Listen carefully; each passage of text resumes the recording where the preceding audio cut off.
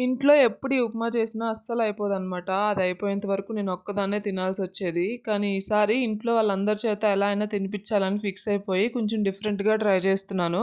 మరీ అంత డిఫరెంట్ ఏం గాదు. నేనెప్పుడు ఇలా చేయలేదంతే. స్టవ్ మీద ఒక పాన్ పెట్టుకొని కొంచెం ఆయిల్ వేసుకొని అందులోనే తాలింపులు, కరివేపాకు, ఆనియన్స్, కొంచెం క్యారెట్ కూడా వేసుకొని ఫ్రై చేసేసుకున్నా. ఆ తర్వాత అందులోనే కట్ చేసిన టమాటో గూడా వేసుకొని అవి సాఫ్ట్‌గా అయ్యేంత వరకు కుక్ చేసుకోవాలి. ఇంక ఇందులో ఎండుమిర్చి గాని, పచ్చిమిర్చి గాని వేయలేదనమాట. మా పిల్లలు కూడా తింటారు గదా అని. నేనింక 1 కప్ సూజీ రవ్వకి 3 కప్స్ వరకు వాటర్ వేసుకున్నాను. ఇంక అందులోనే టేస్ట్‌కి సరిపడా సాల్ట్ గూడా వేసేసుకొని, నీళ్లు పైకి తెర్లిన తర్వాత ఇంక స్లోగా సూజీ రవ్వ వేసుకొని కలుపుతూ ఉడికించుకున్నాననమాట.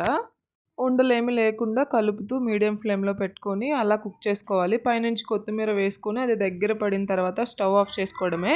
ఇందులోకి కాంబినేషన్‌గా నేను పల్లీ చట్నీ చేశాను. పిల్లలు గూడా తిన్నారు. చాలా బావుంది టేస్ట్. మీరు గూడా ఒకసారి ట్రై చేయండి. అలాగే వీడియో నచ్చితే లైక్ చేసి ప్లీజ్ సబ్స్క్రైబ్ చేయండి.